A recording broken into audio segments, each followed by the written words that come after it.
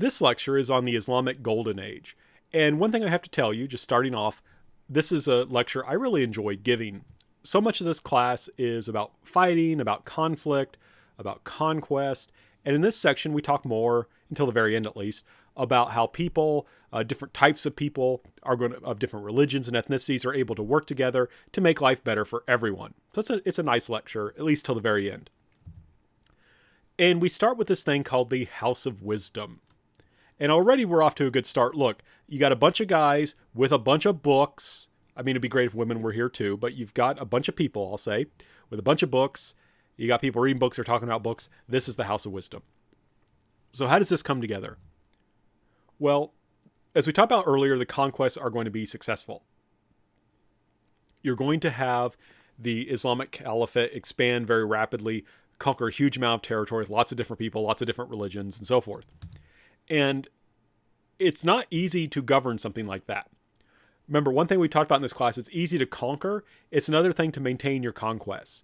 And what also complicates things further is Arabs did not have a lot of experience governing states. Remember, they were a tribal society. And while they did have some experience of building up a state under Muhammad, there have been some small Arab kingdoms. That was just a few years, maybe decades at most. That's not that much experience. So the Arabs, and they're not the only part of the caliphate. Remember, we had the rise of the Abbasid Caliphate, which included people who were not Arabs. They're still central. They're still core to Islamic civilization. And they have to figure out how we're going to govern. And so what they do is they start gathering together manuscripts.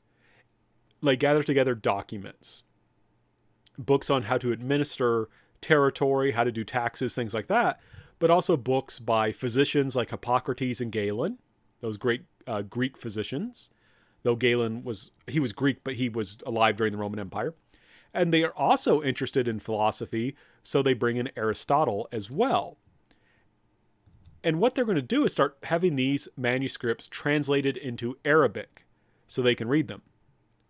So you have Arabs wanting to gain the knowledge of the classical world.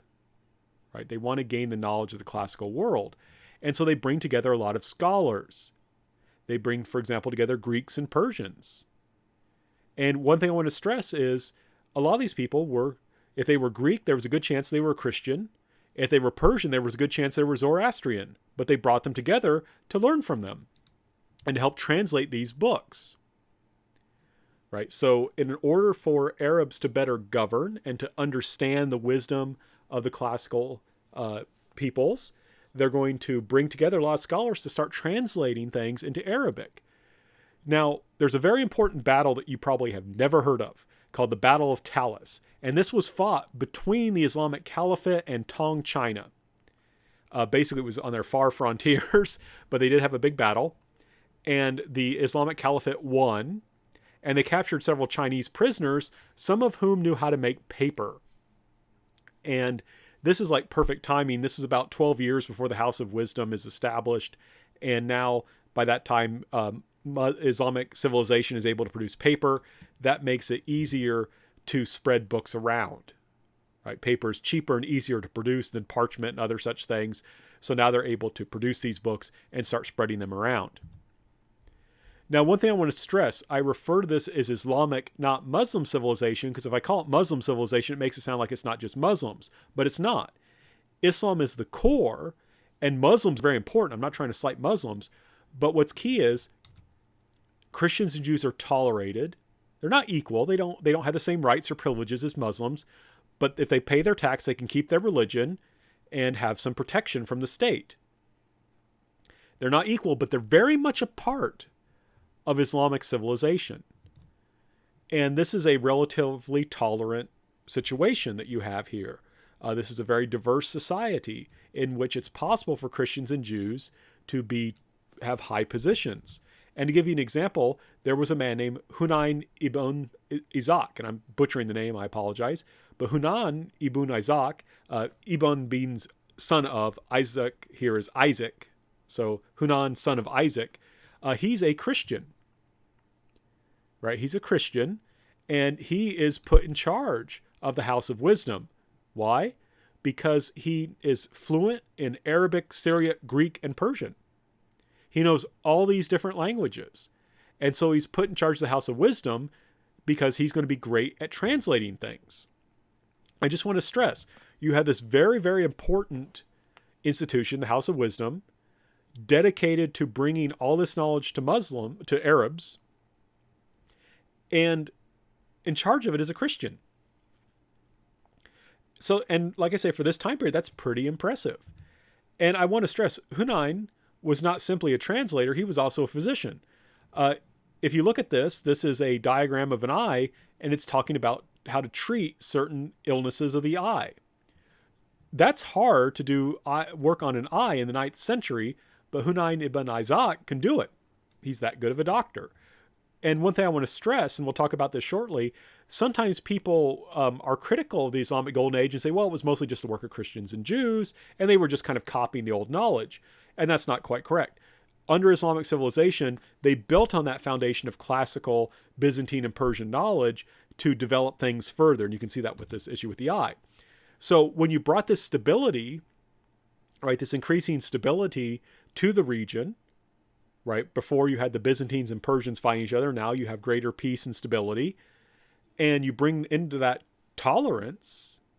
It's not equality, but it is enough tolerance.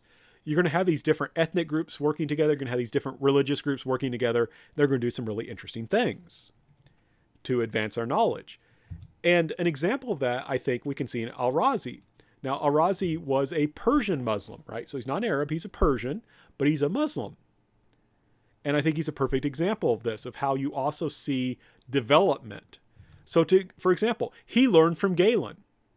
He studied Galen, he learned from Galen, and he respected Galen as his teacher, but he also, based on his own observations, and that's key to science, making your own observations to test hypothesis, he thought Galen was wrong about some things. And so he wrote a book all about where Galen was wrong. And he starts off the book saying, Galen is a teacher, I am the student, I've learned so much from his vast sea of knowledge, but there's some points where I think he's wrong and I need to correct them. So he's very humble in this approach. In particular, AlRazi was also interested in the question of what caused disease. Because if you know what causes disease, you know how to treat disease. Similarly, he was also interested in classifying diseases and differentiating diseases that had similar symptoms. For example, measles and smallpox can seem similar, but he focused on how to differentiate those two diseases, which is key because you would treat them differently because they are, in fact, different diseases. What's also interesting, he's considered kind of the founder of pediatrics because he will work on childhood diseases. He realized that there's diseases that are more specific to children, so he tried to study those. And what I think is really interesting too was he wanted to spread medical knowledge. He didn't want to hoard it and keep it to himself so he could charge higher prices as a doctor. Instead, he wrote a book on how to treat minor illnesses based on ingredients you could find around the house. Right? So he wrote a book that just any literate person could pick up and read and understand how to treat illnesses with simple ingredients, simple medicines. He was also put in charge of a hospital, and I think this hospital is really amazing. The hospital in Baghdad and also back in his native town in Persia. This hospital was open to all, men or women, Muslim, Christian, or Jew, and I think also Zoroastrians were allowed into the hospital. Not only did they have a mosque for Muslims, they also had a chapel for Christians. So it was open to all, and it was free, completely free, and they couldn't make you leave the hospital until you were better. So in a sense, very progressive, especially when we consider this is the 9th century. And one thing I think is really cool, because my grandfather was a pioneer in this area, he had music therapy in a sense. AlRazi realized that our mental state affects our body. If you're depressed, then you're going to be more likely to get sicker, or you just may not recover from your illness. And what's more depressing than being in a hospital? And hospitals can be boring. Bored, depressed people are likely to get sicker or simply not to recover. So AlRazi would hire musicians to come play music in his hospitals, or in these hospitals, knowing that that would help people develop a better mental state, would stimulate them, would improve their mood, and then hopefully that would aid them in getting better. And to kind of show the connection, right? When we talk about religion, and multiple religions, we often talk about conflict. But there could also be cooperation. There could also be dialogue. And to give that example, I want to show you this painting. This is a 15th century painting by Michelangelo, a devout Catholic, and it's called the School of Athens. And there you can see, remember, the School of Athens was founded by Plato. And there you can see Plato and Aristotle talking. They're the center. There you can see Socrates asking people questions and bothering them because he's Socrates, and that's why we love him. And so you can see here the Christian love of Greek knowledge, this recognition that Greek knowledge is a good thing, that reason is a good thing. But who's this guy down here wearing a turban? Let's have a closer look. There he is. He's got a turban, kind of a way of marking him as from Islamic civilization. Well, that man's name was Averroes. And Averroes was an important commentator on Aristotle. He wrote a lot of good books about Aristotle, explaining Aristotle's philosophy. How good were these books? Well, they were good enough that Michelangelo decided that he should be honored in this painting. So you've got a Catholic painter celebrating Greek knowledge and recognizing the contributions of a Muslim scholar. Now you may say, well, how did Michelangelo learn about people like Averroes? Simple, because Averroes's books in Arabic on Aristotle were translated into Latin. This text is a book by Averroes translated into Latin, the scholarly language of the West. So there was so much respect for both Greek knowledge and Averroes' accomplishments in that area that Christians were willing to learn from this Muslim scholar about Greek pagan knowledge. I think that's kind of interesting. Okay, so now here's the sad thing. I enjoyed that part. That was a wonderful 12 minutes or so. Now I got to talk about some problems. So what happened to science in Islamic civilization? We know that the scientific revolution happened in Europe, in a sense Judeo-Christian Western civilization, but they were behind Islamic civilization, right? In this time period, from about the 9th century to about the 13th century, Islam is far ahead in terms of knowledge production than Western Europe. So what happened? Logically, Islamic civilization should have had the scientific revolution, not European civilization. So what happened?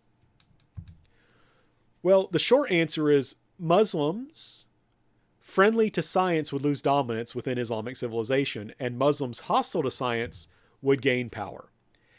And a lot of this is a struggle over Greek learning. And when you think Greek learning, think reason.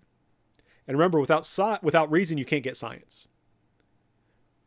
So what's going on here? Some supported Greek learning.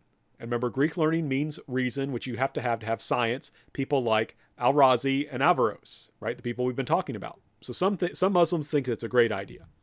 Others opposed it. Islam had everything it needed. If it's not in the Quran, I don't need to know it. That was, it's kind of an extreme attitude, but that was the attitude of some Muslims. And some Muslims would say Greek learning is to solve Greek knowledge or Greek problems, right? The purpose of Greek learning is to solve Greek problems. The implication is we're not Greek, we're Muslims. We don't need this stuff. This is not our problem. Now, what were they thinking, right? To us, this maybe seems really weird. So we need to understand what these Muslims who rejected reason and Greek knowledge were thinking. Their concern was this, right? Muhammad has given us a perfect revelation from God. If we know God through reason, that means God is subject to reason, and God's not all-powerful, right? If God is all-powerful, you can't really know him through reason, because that would imply that God has to act according to reason, and that would make God not all-powerful. What do I mean by all this? Well, Aristotle believed in God. Aristotle talks about God and talks about how you can know there's a God through reason. But here's the thing. The God of Aristotle known through reason is not the God of Abraham. It's not the God of the Hebrew Scriptures. It's not the God of the Bible. It's not the God of the Quran. It's very different. Aristotle's God is not a personal God. Aristotle's God doesn't really intervene in the world. It's just he's just kind of there and kind of started the world. It's similar to like an 18th century deist understanding of God. That's very different from the Abrahamic God of Judaism, Islam, and Christianity, that God that intervenes in the world that's a personal God. So there's a fear here among Muslims, some Muslims, that Aristotle is kind of infecting Muslims. It's kind of this emphasis on reason, on understanding God through reason, is causing Muslims to depart from the God of the Quran and embrace a very different God. So there's this concern that reason, and which is hand in hand with Greek learning, is distracting you, taking you away from God. And like I said, if you believe that you can understand God through reason, that would also imply that God is bound by reason. He's not all powerful. And you can see how this would conflict with science, right? If you're a Muslim who believes in scientific laws. So for example, AlRazi, or I'm sorry, it wasn't AlRazi. There were some Muslim doctors who argued that God did not cause disease, right? There were some Muslim doctors who argued that God did not cause disease, that something else caused it. And this would lead to a kind of scientific reasoning, eventually like, well, if there's this kind of germ, that's the cause of disease. And this germ spreads in this way. And now we understand how diseases are caused. But other Muslims would say, no, no, no. A disease is caused by God's will. Right? Or something like that. So, or similarly, you might have a Muslim say, you know what? When the atmospheric conditions are like this, when the temperature is like this, when a cold front does this, when a warm front does this, we get rain. That's just how it works. That's a scientific law. We get rain that way. Or there's a scientific law that when you hold something up and you remove your hand, it falls down. That's gravity. That's science.